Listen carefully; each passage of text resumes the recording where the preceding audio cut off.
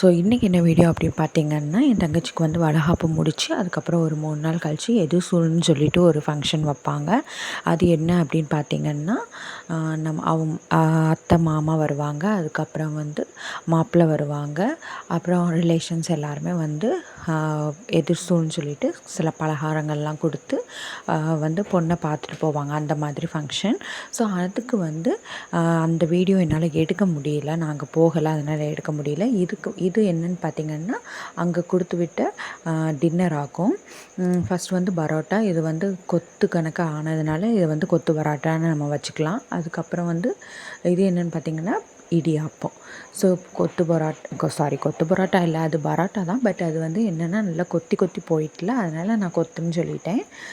அதுக்கப்புறம் இதுக்கு வந்து இடியாப்பத்துக்கு வந்து வெஜிடபிள் குருமா வச்சுருந்துருக்கா. அதுக்கப்புறம் வந்து பரோட்டாவுக்கு வந்து சால்னா வந்து இருக்குது. அதுக்கப்புறம் இது என்னென்னு பார்த்திங்கன்னா சிக்கன் கிரேவி, அது வந்து அவங்க வீட்டிலே பண்ணினது.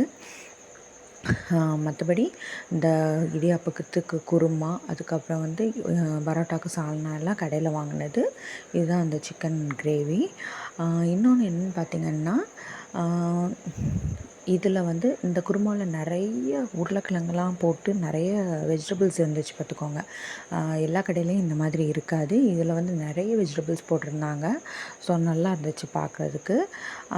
இந்த சால்னா பற்றி சொல்லணுன்னு பார்த்திங்கன்னா, நாகர்கோவிலில் வந்து பரோட்டா சால்னாவை வந்து அடிச்சுக்க ஆளே கிடையாது. நாங்கள் வந்து பரோட்டான்லாம் சொல்ல மாட்டோம், புரோட்டா அப்படின்னு தான் சொல்லுவோம். இந்த புரோட்டா சால்னாவை வந்து அவ்வளோ டேஸ்ட்டாக இருக்கும் நாகர்கோவிலில். ஸோ வெளியூர்லேருந்து யாராச்சும் நாகர்கோவிலுக்கு வரீங்கன்னா கண்டிப்பாக நீங்கள் புரோட்டா சால்னாவை ட்ரை பண்ணி பாருங்கள். சூப்பர் டேஸ்ட்டாக இருக்கும். இந்த சால்னா வந்து எப்படின்னு பார்த்திங்கன்னா, பரோட்டாவுக்கு வந்து நம்ம நாகர்கோவிலில் வந்து அவ்வளோ டேஸ்ட்டும் இருக்கும் மற்ற ஊரை விட. ஸோ அவ்வளோதாங்க. இவ்வளோ தான் அவங்க வந்து டின்னருக்கு அரேஞ்ச் பண்ணியிருந்தாங்க. அதை வந்து நமக்கு வந்து வீட்டுக்கு கொடுத்து விட்ருந்தாங்க. இவ்வளவும் இருந்துச்சு. ஸோ டேஸ்ட் வந்து பார்த்திங்கன்னா சூப்பராகவே இருந்துச்சு. ஸோ அவ்வளோதான். ஸோ நம்ம சேனலில் வந்து தொடர்ந்து இந்த மாதிரி வீடியோஸ் வந்து நான் போட்டுகிட்டே இருக்கேன்.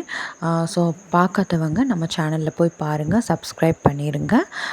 தேங்க்ஸ் ஃபார் வாட்சிங்.